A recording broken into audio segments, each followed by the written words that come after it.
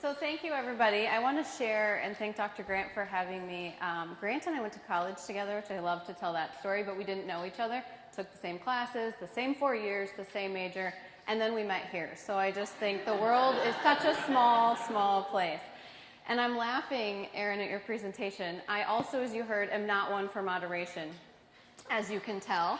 And my presentation will align a lot with what yours said. I'm a proud card-carrying member of the Athena Club as well, but I was not always one of those proud members. So when Dr. Grant asked me to talk, I was like, what could you possibly want me to talk about? I'm not an elite athlete, hence problem number one, which we're going to talk about.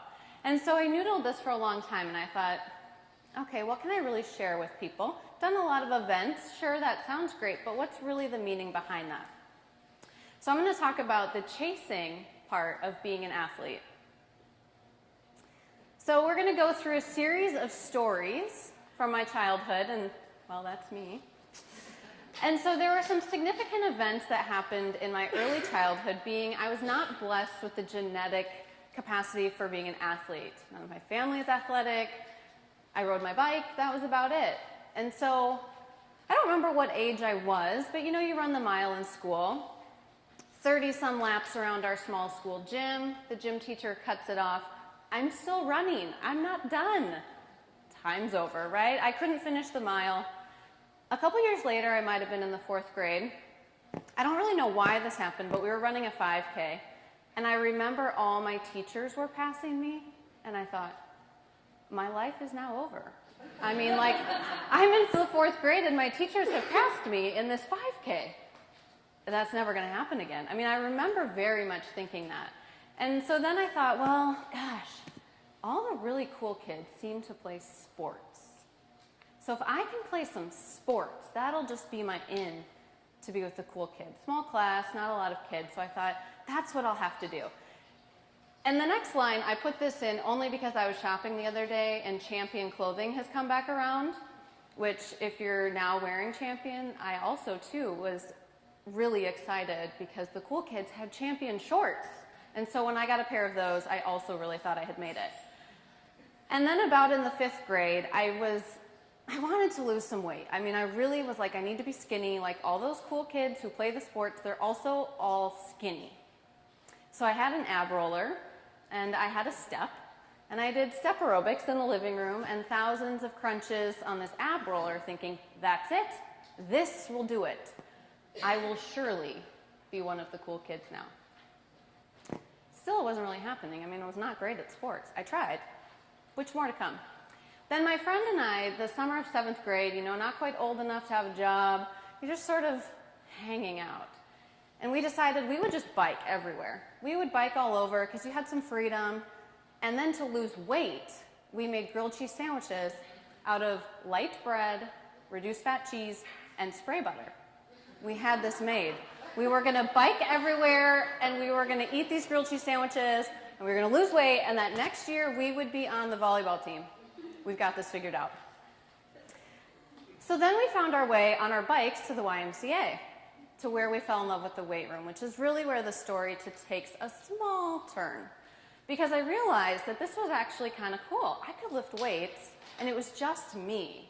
I didn't really have to try to fit in with anyone else, and I liked that feeling of getting a little bit stronger.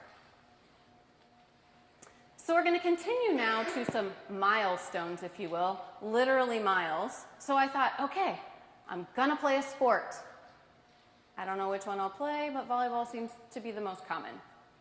So I was on some D, E, F, I don't know how many letters there were, but the bottom of the pile of volleyball, and I thought, God, I really don't like this. But the cool kids play sports, so I need to stay here.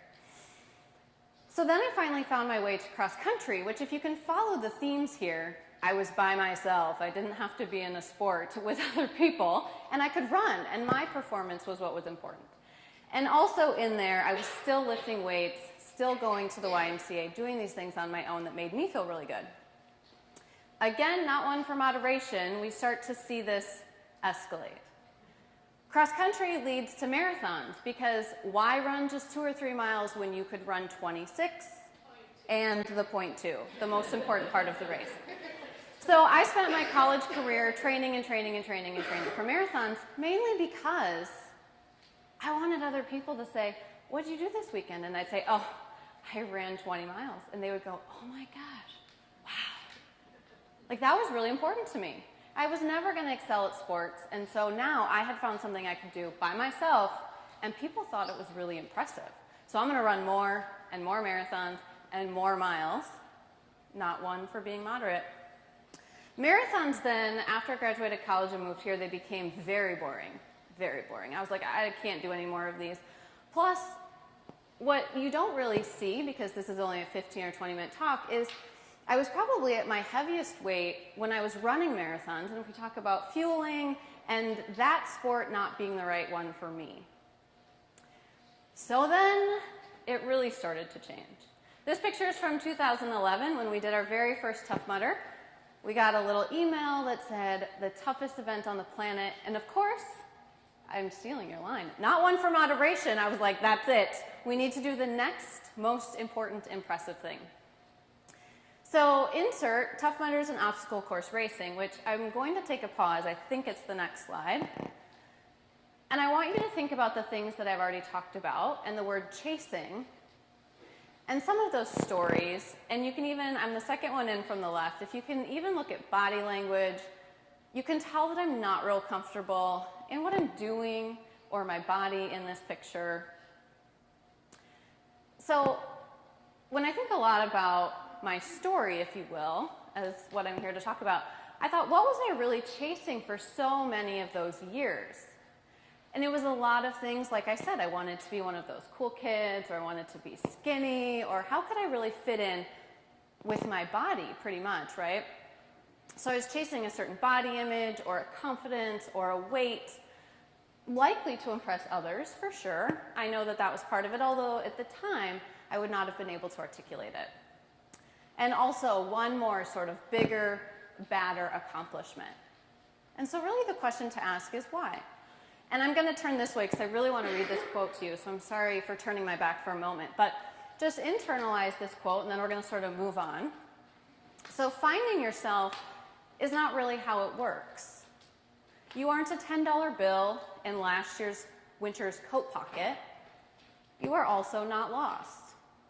Your true self is right there, buried under cultural conditioning, other people's opinions, and inaccurate conclusions that you drew as a kid that became your beliefs about who you are.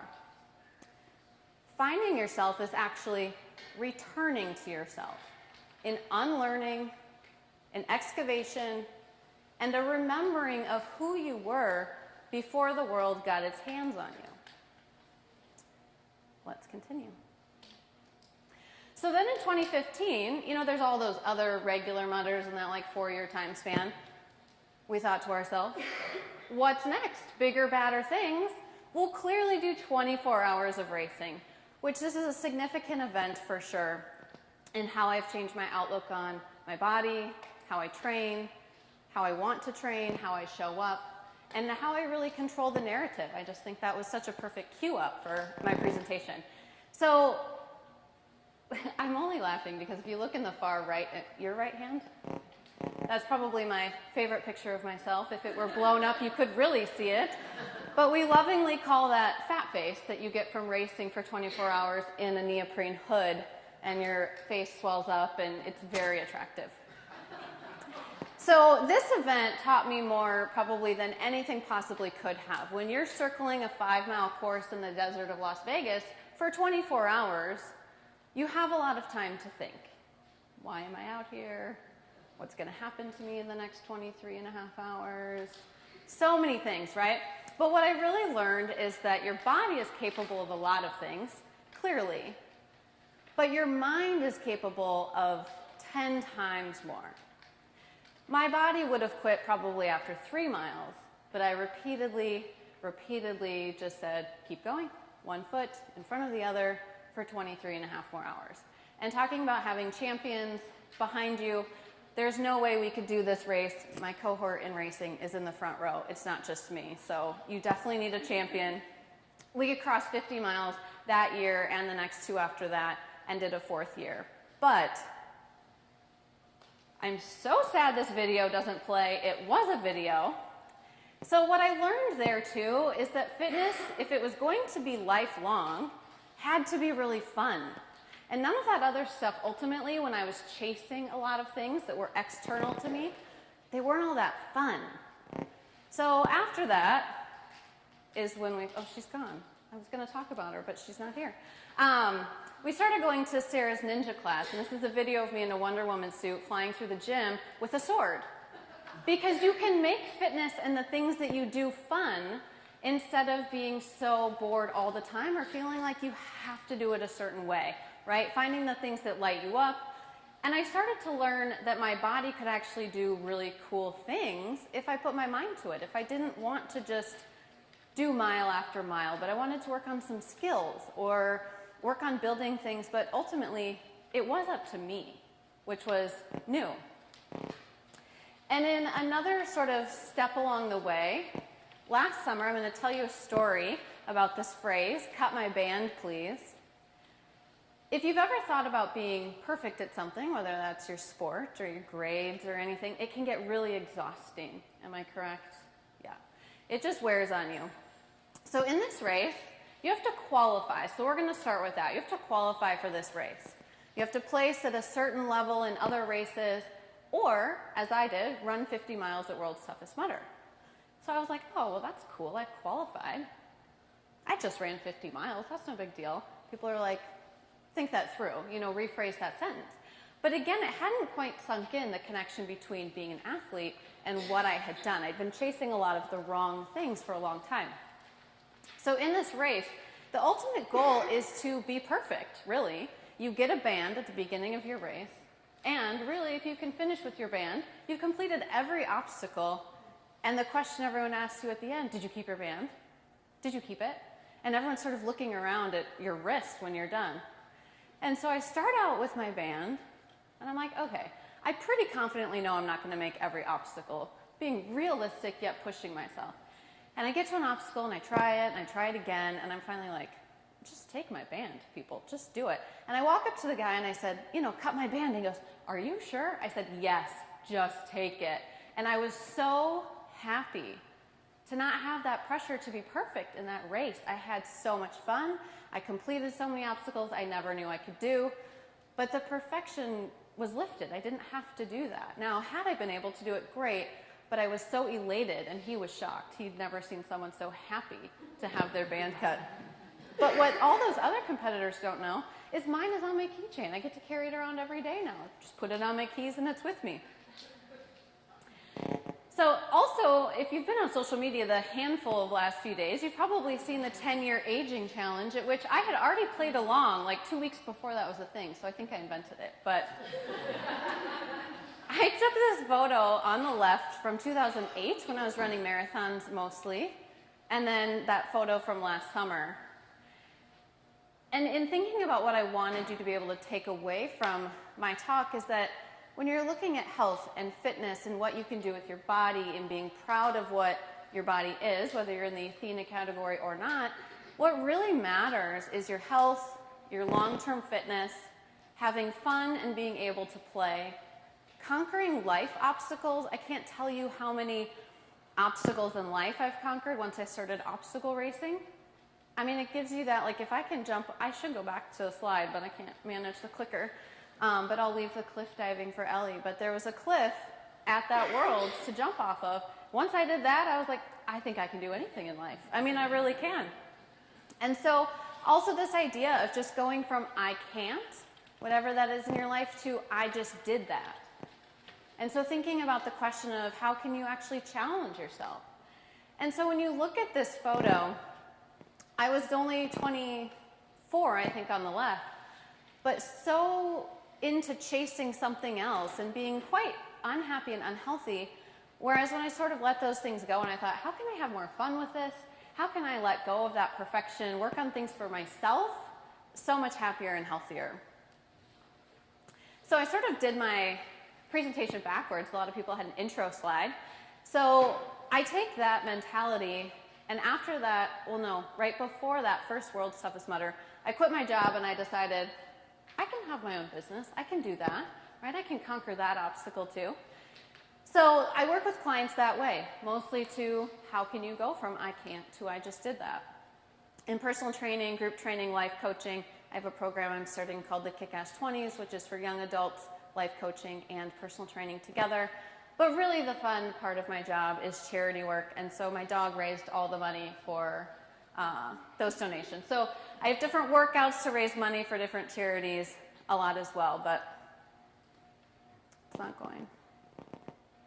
Oh, there we go. But what I wanted to share with you is this testimonial is from my 83-year-old client, and I think it sums up the work that I do and how I sort of also live my life as an athlete, and especially as a female athlete. So she says, working with Lindsey as a personal trainer has many benefits. During the hour, she is focused entirely on you, again, a champion. This assures correct body alignment, which not only protects against injury, but also builds strength. All the muscle groups are exercised in a healthy sequence, and you can continue on to read there. But here's the really important part in what I do and how I help myself ultimately too, is on a personal level, while a stronger body was my goal, I found that the greatest benefit is the mental growth that happens when you spend one-on-one time. Her positive energy is infectious. She is an excellent trainer and an insightful coach. She has enabled me to discover my strengths and abilities and find the courage to pursue them both in the gym and in life. And so every time Ellen is her name, she's now 83, comes into the gym and she pushes the prowler, I think of Sarah. She pushes the prowler and she's stronger both mentally and physically. I have one more slide, there we go. She also, this client of mine, Ellen, who I've had for a long time, told me this should be the quote you should use for everything. It just sums up you. And she couldn't be more correct, so I like to put it anywhere that I can, which is the purpose of life is to live it, to taste it, to experience it to the utmost, and to reach out eagerly and without fear for newer and richer experiences. So I hope you take that quote with you, and thanks for having me.